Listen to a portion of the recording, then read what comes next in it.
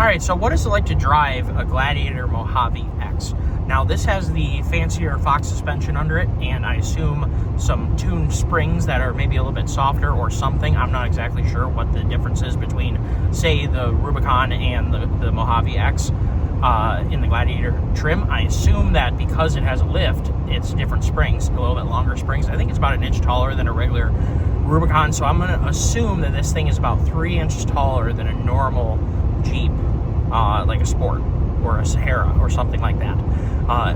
Most of you guys are going to drive on the highway, so the most important thing is, how does it perform on the highway?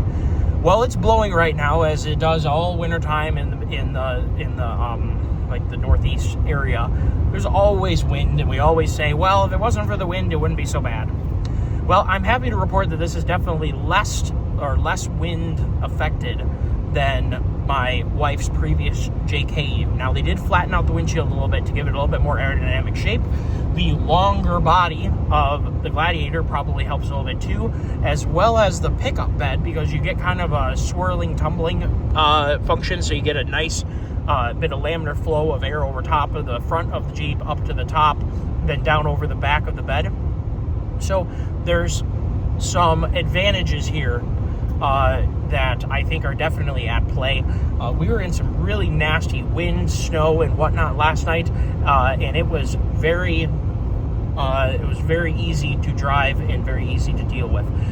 This is on Load Range C 285 70R17 Falken wildpeak AT3s, and they are a little bit more aired up than I would probably put them. I just got it yesterday. I haven't had time to dink with it. I believe that I will be airing it down some, because it does look like they're overinflated. We will do a chalk test and find out. That would help a little bit with the small bump or heave. You can see in the right lane here, which is, I'm sure it's smoother in the left lane. We're going to be getting off here in just a second at this exit, but there is, as you can see, that my camera's moving around just a little bit. They're just nice, soft little bumps. They're not super annoying, but it's kind of the right-hand lane of any major expressway around, whether it be Michigan or we're in Ohio right now.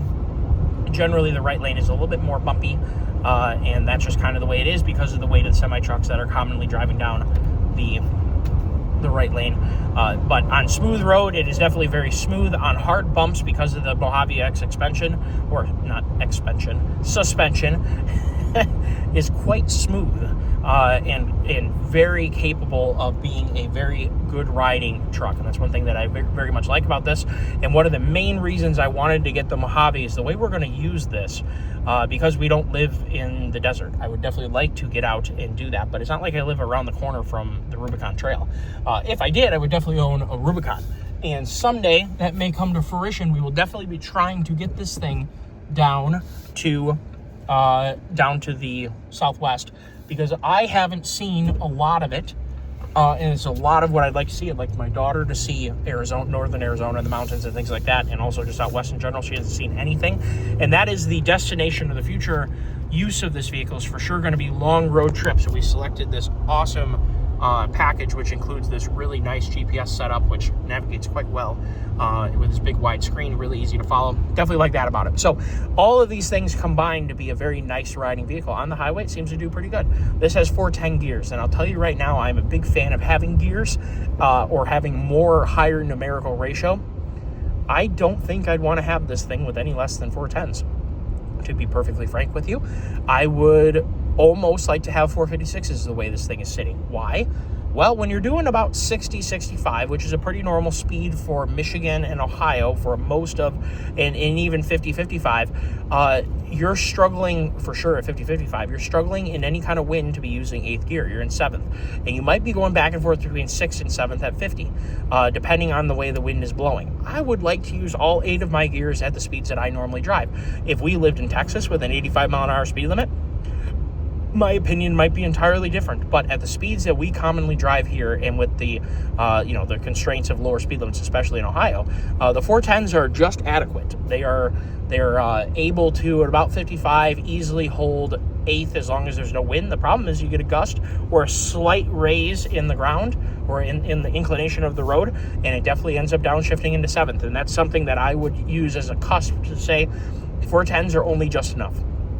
And I am a big fan of having more, like I said, more axle ratio to me is a net positive, especially when you have double or triple overdrive. The ZF8 speed has double overdrive, and like my 10-speed Fords have triple overdrive. When you have multiple overdrive gears, I would rather have the more the better in terms of axle ratio. We're just kind of driving around some of these rural... Oh, you can go down. Wait a minute, there's a train here. Even if this is the wrong way, we're still going here. There's a train sitting here. Look at this, guys. We're kind of just exploring a little bit. We're going to go out to eat with my mother-in-law while we're down here. And we always take the back way, which is why Jeeps work out very well for us. And that's why I wanted to get a Jeep. Is I love taking the road less traveled. And that's kind of the whole point of this brand, is that it is a vehicle that comes the way it is, ready to be used in the road less traveled. That is so cool. I love trains. In a different life, I would have loved to have been a train engineer. Driving trains across the country. The Chesapeake, Ohio, just sitting there with no trespassing signs, obviously, because we're not going to bother it. But it was very, very cool to see. Now, do I need to turn around, or are we good to take this way? Or does this totally screw up the operation? I can see We're kind of making our way, and that's the beautiful thing about the Jeep, and that's what we're looking for to do, whether it be out west or whether it be in the UP. There's a whole bunch of the UP that I have not. I mean, you could take a lifetime exploring the UP and not see the UP of Michigan. For those of you who aren't from here, we just call it the UP. The Upper Peninsula is a very special place, and one of the primary reasons we got this thing is for exploring northern Michigan and exploring the UP. And something that is just made to just get out and go do it, has a lighter footprint. The nice thing about a Jeep is it's super light. Driving around a full-size HD pickup around, I've always been wheeling full-size trucks my whole life. The downside is they weigh 7,000 pounds plus, and they are big. They make more ruts, they make more of a mess, and they're tighter to turn around when you take the road less traveled and you find out that it's a dead end. And that's kind of why we wanted to go this route. Our previous Jeep experience was my wife had at the time we were dating, so before wife, she had a JKU, and that thing was amazing. It definitely had some downsides for our growing family, which is why we traded it in and got a Ford Expedition. And that Ford Expedition has been wonderful to us, and that's been a couple years of having that now, and we've decided to make the jump to get, not jump, we still have the Expedition, and the whole point is to keep the miles off the Expedition. We got the Jeep to enjoy doing things just like this. We don't have the dogs with us, it's just us, and we're taking the road less traveled and exploring and seeing different things that we wouldn't normally see, and doing so with a factory locker and with very capable tires and a good bit of ground clearance and everything else. We know we're not going to get in any trouble today. We're just on paved roads. But our intention, as soon as we get the winch on, I'm a big fan of not putting yourself out there when you're alone, when you don't have a winch. So we have the factory Mopar winch set up, ordered for this thing to go into the factory bumper. But once we have that, we will definitely be doing the road less traveled in inclement circumstances. Without a winch, and I don't have traction boards because we just bought it in the truck right now, you definitely want to be careful and stuff like this, because you could find yourself in a world of hurt, and if you don't have a way to self-recover, well, you're going to be paying a very expensive tow bill. And I would definitely recommend planning ahead on that. Oh, there's more train. There's another train. Let's go find it. There's another train. I wonder why they're just sitting here. This is so cool. This is exactly what Jeeps are all about, everyone. They are, as you can see, I was just accelerating. It is very nippy. It's very fun to drive. It is no 3.5 EcoBoost like his Inter Expedition, but it has plenty of power to get around and do your thing that you want to do, especially with those 410 gears. They are good. I would say they are very good at, and we do have stop start in this thing. I'm going to turn the stop start off because I don't want to stop start. They are definitely very good. The 8-speed handles itself very, very well at part throttle. That is not the issue. And that is never the issue with any of these modern engines, with any of these modern transmissions. It is not a low-speed issue. It's when you're cruising. That is the issue that comes around when you have... It's going to be like this road up here. You want me to hang it right here where this car is? The issue comes when you are on the highway or going highway speeds, and you're trying to use all your overdrive gears, and you can't because your axle ratio is too numerically low. One example of it being really a stupid setup is my grandparents-in-law have a cylinder deactivation GM. It's like a 2013 or 2011 or something like that Chevy pickup, and that thing has such low axle ratio. I think it's a 308. Yeah, there's an old train. Look at that. Oh, that's cool.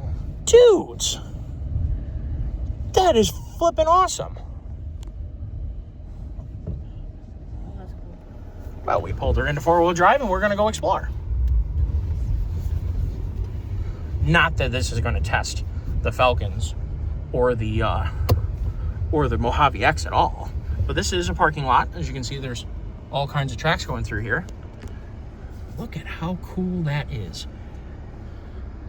I would really love to know the story. If any of you guys are into trains and know why this thing is chilling here in Grand Rapids, Ohio, I would love to know.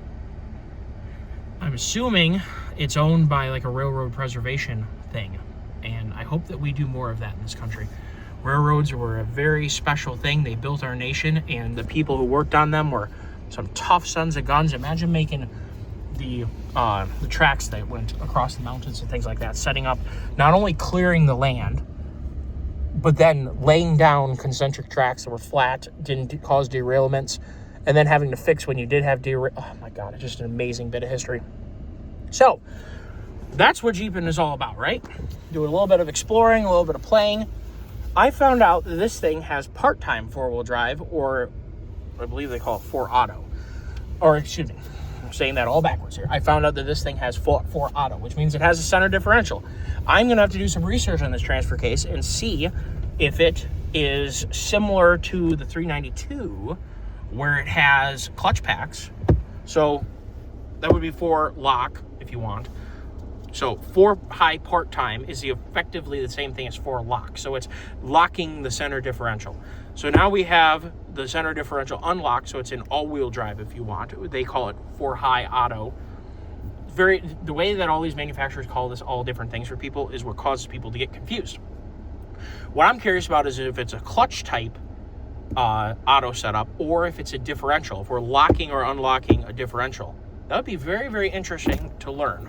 There's 2-wheel drive, and we are back into 2. But we're going to have to look into that, because it'd be very, very cool if this didn't have a clutch type, which is what the 392 had, and if it had a center differential. Well, wonder no more, guys. With doing quite a bit of research, I found out that it has an MP1622, which is basically a Magna powertrain version of a 241C, and it does have a electronically actuated clutch type, basically limited slip differential for the center differential. So it is not something you're going to want to abuse, say, in deep snow or deep sand especially, because generally you're going to be in sand when it's hot. Things like that will cause transfer case to overheat, and that will be the Achilles heel of it. So my recommendation to you guys is, for sure, if it's snowing outside, 4-auto, totally. And it will electronically send how much power it wants to send to the front. That shouldn't be an issue. What's going to be an issue is wheeling in 2-wheel drive, so in 4-auto. So deep snow, let's avoid the auto function and whatnot. But on road snow, or like that packed driveway or that parking lot there, not a problem. But definitely use 4 lock or 4 part-time for all your off-roading needs, and that'll avoid transfer case early damage like a lot of people ran into with the 392. That we're simply locking and locking. Given how easy that was to do back and forth, I'm kind of thinking it's a center differential, which is super duper cool, because that means that it's the same idea as having all-wheel drive in the Jeep. If it has a clutch type actuation, which generally only exists with electronic transfer cases, electronic shift transfer cases, a manual shift transfer case where you're moving it with our hand versus a button. Generally speaking, this is going to be a center differential that's locking and unlocking. And that is super cool if that's the case. I didn't realize that the Mojave X had that. So, and I'm sorry for people filming their farm, but it looks like the train ends right there. Oh, that is so cool. There's a lot of interesting land and just interesting communities in the northwestern and north central Ohio area, or really it's still northeastern, I guess, but in general this whole area is a very interesting area in terms of farming and in terms of, for sure, railroads and things like that. There was a lot of industry in this area, and it's really cool to explore. So much like I'd like to explore the UP, exploring Ohio is definitely on the list of things to do. I am highly interested in the canals that are in this area, the Erie Canal and whatnot. So what in the world is that? Look at that old building. It's always been like that. That's amazing.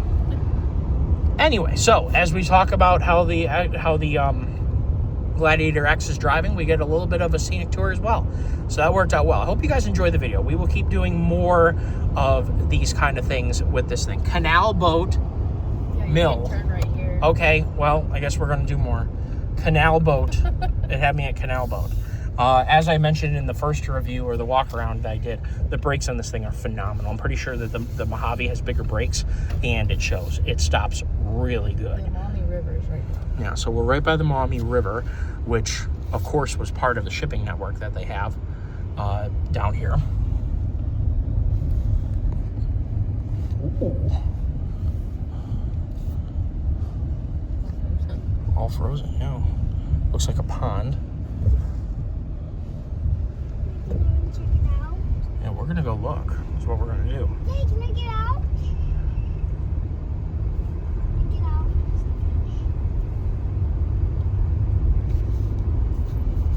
So for you guys, oh, there's a playground. Kids love that. For those of you who tuned in for the Gladiator, you're getting a little bit of extra. Hopefully you guys like it and don't mind that it's a little bit different than, say, a normal review. I do things a little bit differently on this channel, and that's why we like it. So make sure you like and subscribe. Looks like we got a cool looking older shed.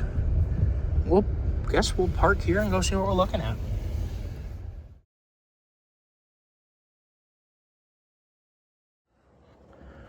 Well, we found us some of the canal that serviced around the Maumee River area. This was an immense undertaking, and I wish I knew more of it. And every time I come here, I stumble on more of the canal that I get to look at. So this is going to be super cool. So it sounds like there was an old mill up the way a little bit, and that canal that we just walked across would have had canal boats that look something like this. Isn't that a crazy looking, like pirate ship looking canal boat? That's wild. Look how cool that is. There's just so much to see with this stuff. I don't know how much you guys are interested in like American history kind of stuff, but it's something that I'm definitely very interested in. This is the Maumee River, and the Erie Canal went along the side of the Maumee River in some places. And of course, the Maumee River was able to provide water and stuff for the Erie Canal, for this stretch of it.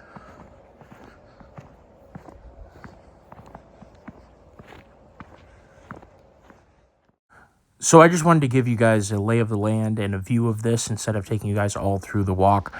We ran through everything super quickly to see the mill and to get by the bridge and all that stuff. There's a walkway all through a lot of these things along the Maumee River. I highly recommend, if you're at all interested in like American history in general or industrial history and that kind of stuff, there is just so much in the Maumee River area for Erie Canal and railroading and all that stuff. There's so much more that I just don't know and I'd like to know more of. If you guys have any interest in seeing historical related videos on this channel, let me know, because I am planning on taking my daughter on both a Revolutionary and a Civil War tour after the snow is done this year, or this coming year, going down to the Virginia, West Virginia, Pennsylvania, New York, all that area for where everything happened for Revolutionary and Civil War, Gettysburg and all that good stuff. I've seen all of that, Antietam and all that stuff, and I really want my daughter to see it, and I have no problem putting together a historical related video for you guys on here, but I haven't got a whole lot of interest in history related stuff as of yet. There is a couple things like that, or like travel related videos. Let me know if you guys have any interest in that as the channel grows and different people see what I'm posting. But this was definitely super duper cool. Highly recommend this area to you guys. There's so much to do down here, and just the wildlife and the diverse ecosystem that's going on along the Maumee River is really something to see. Even though I grew up not in this area, I grew up in Michigan, but it's not that far for me. We're talking a couple hours to leave my house and come here to see some really interesting and diverse stuff, and I haven't really explored or seen it before, so I bet a lot of you haven't either. Take care.